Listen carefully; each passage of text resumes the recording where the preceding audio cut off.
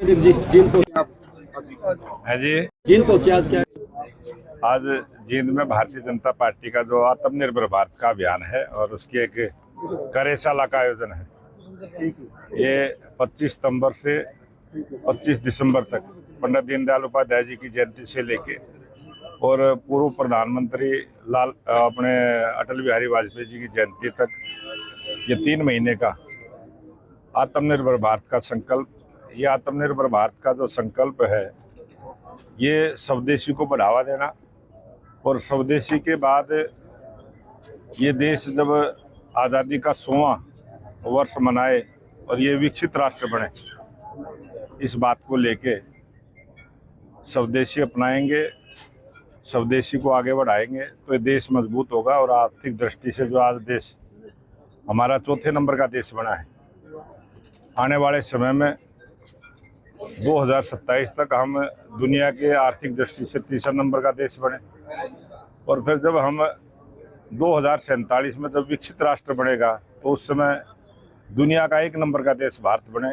इस प्रकार से हम स्वदेशी को बढ़ाते हुए देश को आगे बढ़ाने का काम करें। कांग्रेस ने एक लंबे समय के बाद अपना सीएलपी लीडर और अध्यक्ष चुना है, क्या लगता है ऐसे में अब संगठन जब कांग्रेस का खड़ा हो रहा है तो बीजेपी के सामने चुनौतियां हैं अगले चुनाव तक? अभी तो चुनौती कोई है नहीं, ना कोई चुनौती दिखाई देती। मैं कांग्रेस पार्टी का धन्यवाद करता हूं कि बहुत संघर्ष के बाद उन्होंने सीएलपी लीडर को चुनने का काम किया है और उनका संघर्ष दिखाई भी दे रहा है।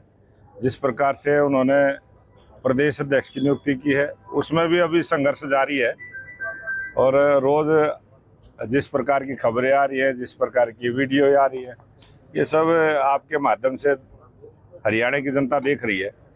और मैं एक निवेदन कहना भी चाहता हूँ, ये हरियाणा जनता ये जागरूक हो चुकी है और जहाँ हरियाणा में तीसरी बार भारतीय जनता पार्टी की सरकार बनी है और जहाँ 3 बार लगातार भाजपा की सरकार आ जाती है, वो कांग्रेस का बीज नहीं जानता। अब वो कांग्रेस जो है हरियाणा प्रदेश में पनपेगी नहीं, वो जीरो पाउट। अध्यक्ष जी, विपक्ष हरियाणा का आपस में लड़ रहा है।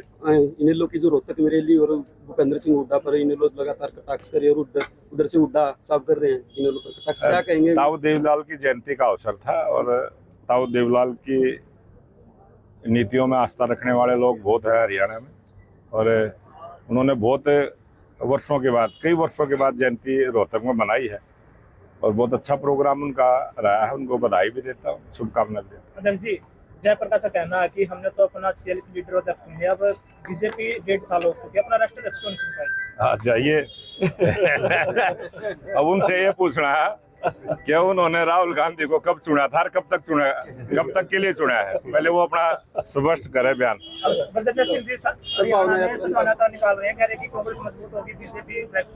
हम तो उसको चौधरी वीरेंद्र सिंह का लड़का है विजेंद्र सिंह और वो यात्रा निकाल रहा है और यात्रा की बहुत बहुत शुभकामना देते हैं, बधाई देते हैं। उचाना की सीट को लेकर भी कई अटकलें लगाई जा रही है दोबारा। उचाना की सीट भारतीय जनता पार्टी ने जीतने का काम किया है और उचाना की जनता के आशीर्वाद से जीती है और आज भारतीय जनता पार्टी का विधायक और अच्छे से सेवा कर रहा है। कुमारी शैलजा को भी दरकिनार किया गया जी, कोई जगह नहीं मिल पाई जहां उसको सोच रहे थे कि दक्षिण आ जाए। कुमारी शैलजा अकेली नहीं है, इस कांग्रेस पार्टी में बहुत सारे लोग हैं और इस कांग्रेस पार्टी के अशोक तंवर से पूछ लो, शैलजा से पूछ लो और उदय भान से अभी ताजी पूछ लो, क्या बढ़िया।